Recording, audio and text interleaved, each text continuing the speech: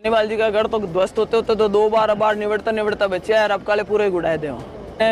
तेजा दर्शन के नाम पर उन्होंने वो वहाँ पे पहुँचे थे और उसके बाद सिर्फ मंच तक जाकर के उसको एक जो धार्मिक सभा होनी चाहिए थी उसको एक राजनीतिक रूप देने की कोशिश करी, जिसकी वजह से उनका विरोध भी हुआ वहाँ से और उनको भाग छूटना पड़ा वहाँ पर। देखिए, उपचुनाव है तो सभी अपनी अपनी तैयारी में लगेंगे। आज भारतीय जनता पार्टी का जो शीर्ष नेतृत्व है वो आज यहाँ पर आया है और उन्होंने अलग अलग ग्रुप बना कर कार्यकर्ताओं के साथ और नेताओं के साथ में मीटिंग करी है और किस तरीके से इसको एक सक्सेसफुल बना सकते हैं। ये योजना इस तरीके की बनाना कि कार्यकर्ताओं से राय लेकर, नेताओं से राय लेकर के कि कैसे सभी एकजुट होकर के कि जो अच्छा माहौल आज भारतीय जनता पार्टी के पक्ष में हमें खिमसर में देखने को मिल रहा है उसको हम कैसे जीत में कन्वर्ट कर सकते हैं, उसकी एक रूपरेखा तैयार करने के लिए आज नेता हमारे क्या चुनौती क्या है खिमसर में? क्या मानते हैं कि इस बार कोई चुनौती नहीं है। इस बार हमारे सामने जो नेता हैं उन्होंने जिस तरीके से बरगलाना शुरू कर रखा है, अभी आप देखेंगे कि अभी पीछे 2 दिन पहले ही करनाल का मुद्दा ही देखा आपने, उपराष्ट्रपति जी भी आए थे,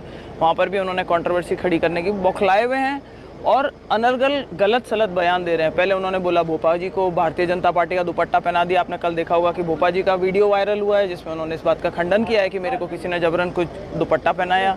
उन्होंने बोला सब जगह पे कह रहे हैं कि भाई पार्टी के झंडे लेकर के आए। हमारी तरफ से कोई भी भारतीय जनता पार्टी का या मैं तो कहूँ किसी भी और पार्टी का कोई झंडा वहाँ देखने को नहीं मिला। अगर वो गए तो खुद अपने हाथ में लेकर के अपनी पार्टी का झंडा लेकर के गए, तो लोगों को उनके जो सही रंग है वो दिखाई देने।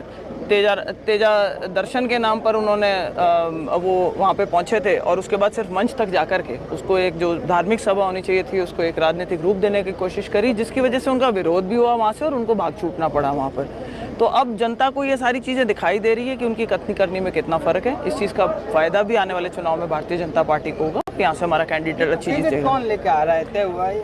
भारतीय जनता पार्टी का एक बहुत सिंपल रूल है कि संगठन बेस्ड पार्टी है। संगठन की मजबूती के पीछे कमल का जो फूल होता है, जब तक हमारा एक्चुअल कैंडिडेट अनाउंस नहीं हो जाता, कमल का फूल हमारा कैंडिडेट है। सभी एक साथ जुड़ के लगे। टिकट लेके आ रहे हैं, क्या बात है? एक क्वेश्चन है कि हमेशा हाईकमान टिकट जारी करता है तो हमेशा यहाँ पर फिर ये विजय चंद वगैरह इसकी वजह से पार्टी हार रही है। ये तो सभी पार्टियों के अंदर देखिए थोड़ी बहुत नाराज़गी होती है लोगों के अंदर कि भाई कोई सभी लोग आकांक्षी होते हैं और जब नहीं मिलती है टिकट तो कुछ लोग ऐसे होते हैं जो कि ओपनली बयानबाजी कर देते हैं। हालांकि भारतीय जनता पार्टी फिर भी मैं कहूँगी कि बहुत अच्छे से अनुशासन में चलने वाली पार्टी है। मुझे नहीं लगता इस तरीके की कोई दिक्कत आएगी। सर्वे करवा रही है पार्टी, अपनी प्रक्रिया वो जारी है। बड़े नेता फैसला करेंगे टिकट किसको मिलती है। हम लोग तो ये कहना चाहते हैं कि जो बड़े नेताओं का जो डिसीजन होगा वो सर्वमान्य होगा। सभी लोगों ने यही चर्चा करी है और सब लोग चाहते हैं कि इस बार एक साथ जुट करके लगें और इस चुनाव के अंदर भारतीय जनता पार्टी को जिताएं। समर्थकों के बयान जिस हिसाब से आ रहे हैं उनका बड़े पेचीदा बयान है कि वो अपने अपने नेता को अलग अलग जो भाजपा के अंदर ही आज हमने जिस प्रकार से बात की, तो क्या पार्टी उनको समझाने? देखिए, ये तो एक बिल्कुल सिंपल सी चीज़ है कि जब तक टिकट अनाउंस नहीं हो जाता हर एक नेता का एक अधिकार है। नहीं, वो मैं कह रही हूँ उसके बाद में तो देखो रुसा मनाई करते हैं और लोग ऑन बोर्ड आ जाते हैं और साथ में लग जाते हैं। लेकिन पहले तो सभी के पास में रास्ता खुला है कि वो अपना अपना प्रयास जारी रखें और भाई टिकट लेने के लिए अगर लड़ाई में है वो तो अपना प्रयास करते हैं। तो इसमें एक प्रतिस्पर्धा का माहौल होता है, हमें देखने को मिलता है और कई बार उत्तेजित हो जाते हैं। अगर कार्यकर्ता और आपस में कुछ कहासुनी हो जाती है तो उसको ज़्यादा सीरियस में नहीं लेना चाहिए हमें। बेनीवाल गढ़ में ये कमल कैसे खेलोगे मैडम इस बार?